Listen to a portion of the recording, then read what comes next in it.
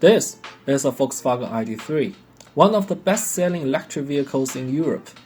It's good to drive, it's well built, it's interesting to look at, and it's also the most intelligent car Volkswagen has ever built. However, guess how many of these were sold in China per month? Looking at the number, you probably don't have a clue. Let me give you another example. This is an ORA Funky Cat, which entered the European market last year. It's pretty much equivalent to the ID.3 in China, with similar price, size, and performance. And here's the sales number of this car in China. Not bad, huh? Well, wait till you see this. This is a BYD Dolphin. There's a small gap between its performance, build quality, configuration, and ID.3s. But for Chinese average consumers, they often see the three as rivals. But when you see the sales number of this car, you are in for a surprise. That's right, the sales number of this Dolphin is more than twice the number of this Funky Cat and the ID.3 combined.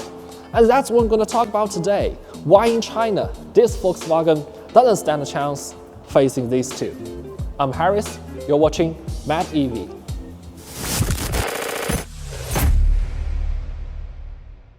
Before introducing these cars, I want to discuss something else with you guys. Who exactly in China are buying these small, affordable electric vehicles? Well, there are two kinds of them.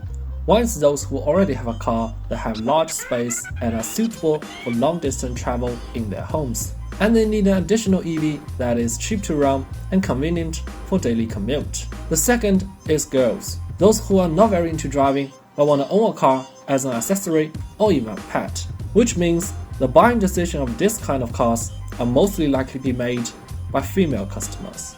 Having established that, let's see what went wrong with this ID.3 in China.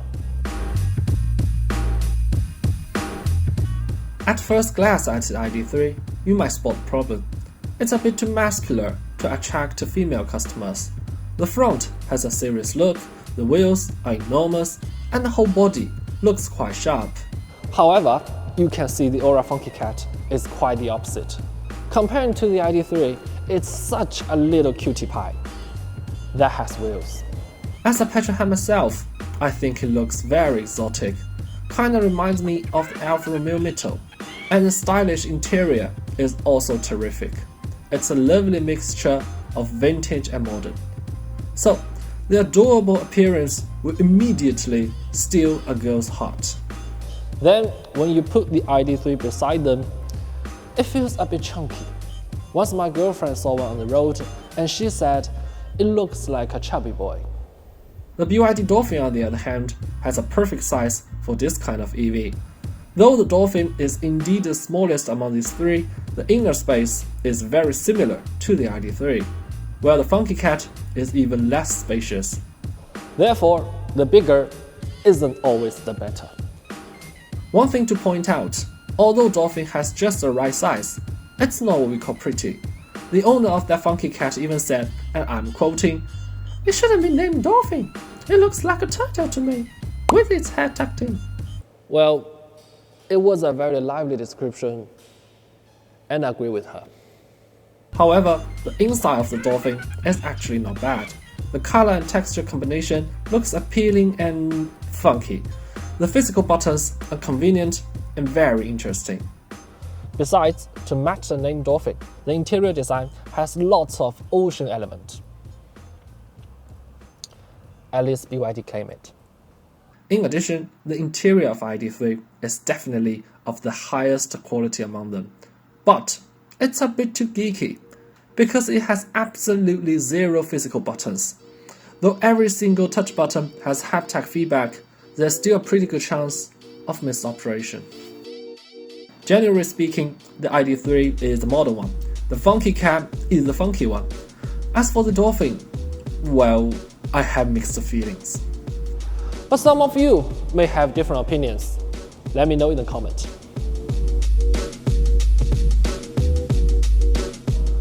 To be honest, I have considered buying ID.3 myself, but every single time after checking the configuration table, I change my mind. You see, there are only two specs of ID.3 sold in China.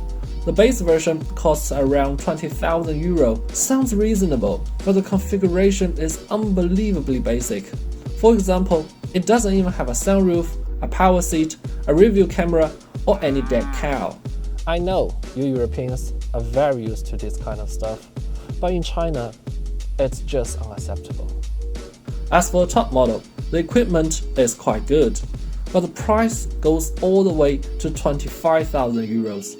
Plus, the power and range of these two specs are exactly the same, so you are basically spending money just on additional equipment. Can you find anything more pleasant than that? Well, yes you can, because you still have to pay another 1,000 euros for just a heat pump aircon, even if you are buying the top model. However, the Funky Cat and Dolphin took a different approach.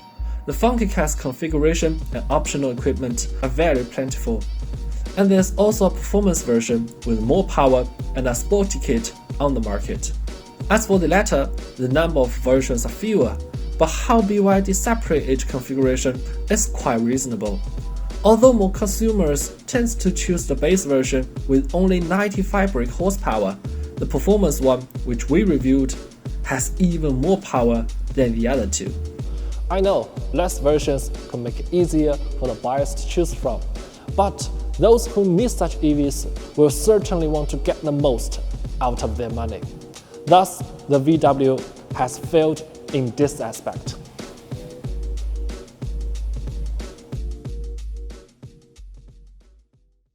Now, let's talk about intelligence. Many customers in China are actually very interested in this clever stuff, but only few of them can really tell the difference. In addition, people value the infotainment system more than the ADAS, because the latter isn't used very often, but the former is vital for daily driving. And this is exactly ID.3's biggest weakness, because it's known that Volkswagen's infotainment system really sucks. To make matters worse, there are lots of negative news recently. Ads pop out when driving, screens go black in winter, and the owners in China even jointly wrote a letter to VW to complain about many infotainment failures. Even Volkswagen itself has admitted that this generation of infotainment isn't any good, especially when comparing to these Chinese competitors. The Funky Cat, for instance, its infotainment is the best among these three. Its hardware, UI, setup, and voice commander are all amazing. Though the Dolphin's hardware and UI are not very good, BYD's powerful software capability made the system very smooth and of high usability.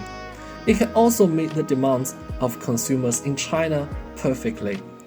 In addition, the screen can even rotate between landscape mode and portrait mode, which is BYD's unique feature since forever. ADAS-wise, Volkswagen has actually the best performance. Although the hardware is not so good, the experience is excellent. But, as I said, it's difficult for consumers in China to tell the difference.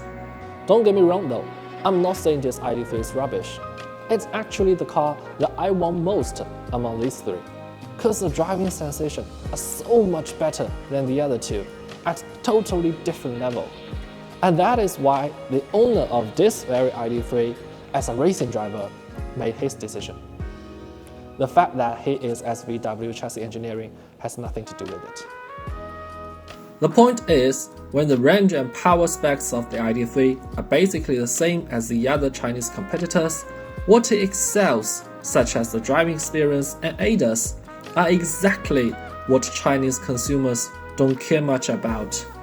However, for the features that they do concern about, such as infotainment and configuration, ID.3 was not able to do better than the others.